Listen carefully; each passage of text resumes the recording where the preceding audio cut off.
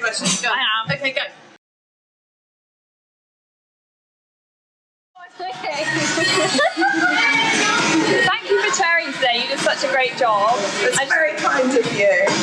I just wanted to ask, how have you found today as chair? I started off terrified, and I became slightly less terrified as the day went on. The speakers were so inspiring.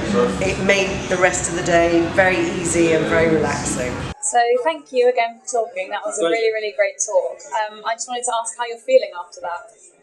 Great. I mean, the great thing about a conference like this Alembic conference is the calibre of people that are here. People want to learn. They're very engaged. There was lots of laughter, lots of questions, lots of feedback. And of course, when you present and you see a positive reaction like that, it's very rewarding. So really, really good, and it's been a privilege to be here. I feel enormously liberated because I'm not a native speaker. I've got 15 years speaking in English, and it's very frustrating when sometimes I can't find words. But on the other hand, I just pack it. I have to deliver what I have experienced as being a leader in the field of technology. Women in tech. Oh yeah, great. I loved it. I really enjoyed it. We had a wonderful audience. I thought they were pretty engaged. It's quite a difficult topic because we were talking about feelings.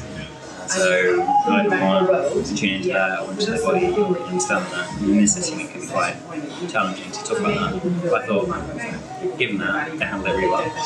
Yeah, I'm feeling a little jazzed up, still feeling the emotions. It's always a little bit challenging to speak in public, but I'm starting to like it, especially with such a good audience, so thank you for inviting me.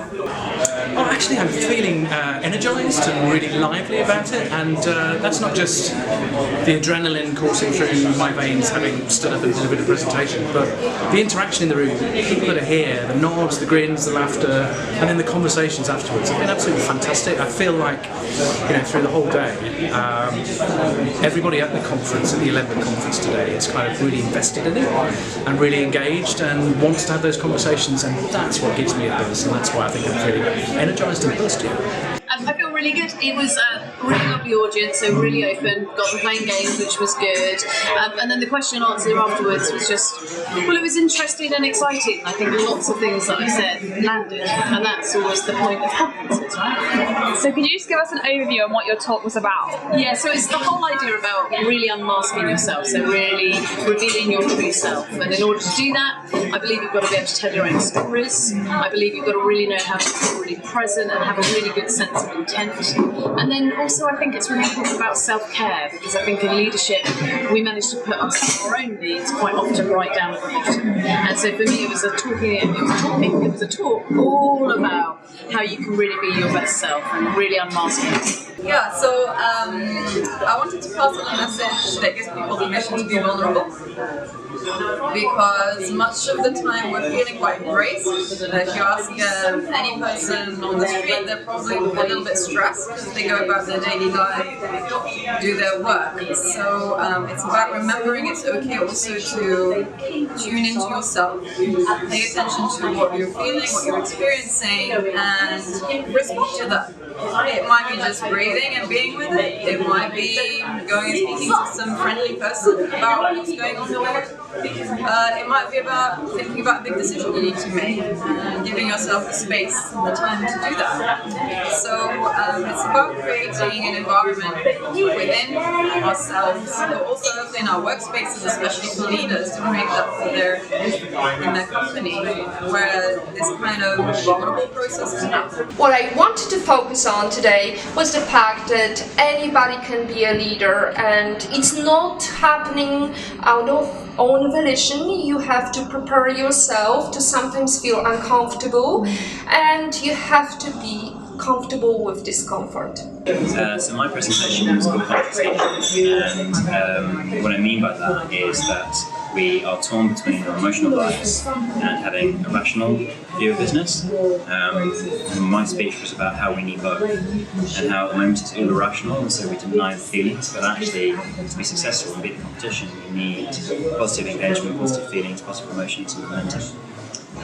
So how do we navigate between distant, rational perspective and powerful winning emotions. We can cut that. We can cut It's fine. that. I'll ask you again. Actually, no, I insisted you keep it. I want to see Nikki walk behind me. Can you just give me an overview of what your talk was about? So my talk is really giving an insight into the fact that from a leadership point of view, working in Formula One, although it appears to be all about the technology and the complexity that we deal with, it's fundamentally a people business. And so I really took the audience on a journey of how we've gone through business change and transformation. So business models have broken, new business models have had to be worked on and emerge. We've had to reskill staff, we've had to get people to work in different ways and with different types of customers that they worked with before. I talk really about the way in which we try to get alignment amongst our people behind ambitious goals. So we have ambitious goals, we drive alignment, we empower people, we drive a culture of urgency. We urgently want to be better than the competition. So it's a lot of it is about the leadership, creating an environment where people want to contribute to our success. So it was really me giving a presentation of the high-speed technology world of Formula One, but with a human perspective. So what really interests me is the idea that we are stuck in a certain way of thinking about organisations, leadership, management, which is what I'm all about really, in a certain way that is holding us back from kind of tackling the complex issues of the day and to try to navigate through a world that we describe as volatile, uncertain, and complex, ambiguous. And all those things are true, but I think one of the problems that we're carrying is a certain way of looking and thinking about leadership and management in a certain way. So what I've tried to do today is really just stimulate people to say, question our assumptions about what we think we're doing when we're managers, what we think we're doing when we're working together in organisations, and maybe in questioning those assumptions lie some of the insights to the way forward through this volatile and complex world. So hopefully that message came across, but it sounds like I've stimulated some conversation, so if nothing else, it's mission accomplished. Brilliant. And just finally, what were the key learnings and takeaway from your talk that you want people to have? Okay, number one, there is a leadership management gap in the UK and probably around the world. Number two, for me at least, it's not a numbers game, it's not a quantifiable gap, but it is something to do with the quality and those very assumptions that we're making about leadership and management. It's something to do with a qualitative problem. And number three, if we don't start addressing the way that we go about our work and leading and managing differently, then we're always going to find we're stuck with this unsatisfactory sense in which we've got these unfathomable problems in this world that's suddenly become complex out of all recognition. Whereas actually I think the real answer is much more human and much more down to earth. If only we take the time to stop and think about the way that we're approaching things. Slow down and give yourself permission to be vulnerable. Look after yourself. Everybody can get better at understanding themselves, everybody can work on having mastery of their emotional life, and in a leadership role, if you can't do that, how can you put yourself in the position of leading other people? Because if you don't know yourself and how to handle your own feelings, be strategic and tactical about that, how can you expect to be able to explain that to a team member? The key snapshot from my presentation is really that you've got to invest in your people. And you've got to invest in them in terms of communicating with them, making sure that they fully on board where the business is at, including the challenges that they're facing, and essentially build that one team culture where no one feels that they're being overlooked, that everyone feels they're part of this journey, and that from a leadership point of view, it's about mentoring, coaching, development, giving people the opportunity to be the best version of themselves.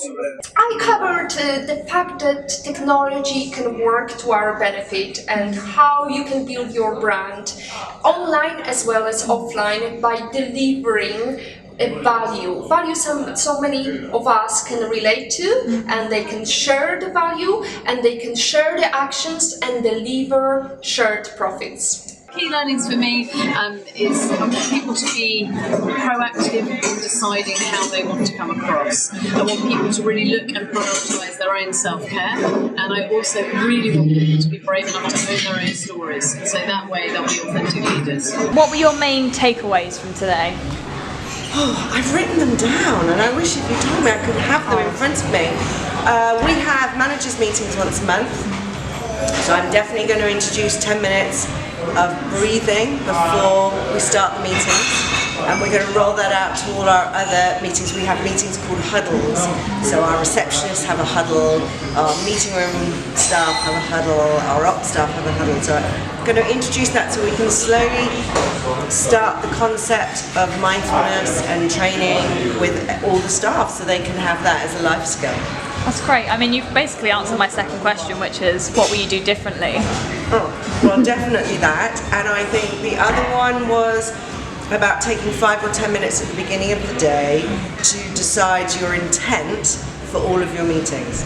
Because Emma said she definitely thought we'd be able to not go to at least one meeting if we did that. So I think that's, for that reason alone, I think it's worth doing. Brilliant. Thank you so much. My you did pleasure. such a great job. It's been a great day. Alembic have put on a conference with the most fantastic vibe, and the engagement of everybody here. I've not seen it at any other conferences, so it really is an accolade to you all. Why should people come to our conference next year? People should come to Meaningful Human Leadership because it's an incredibly creative space for senior people to learn how to lead better. What we try and do is bring people from business who are at the crux of it together with incredible speakers with wonderful topics, and there are really few places in the world where you can go purely on the subject of leadership. Things are normally sort of like in segments or silos, and it's very technical. Here it's just about how to lead, and we bring great minds with lots of different experiences from many sectors, and we pull all those creative ideas together.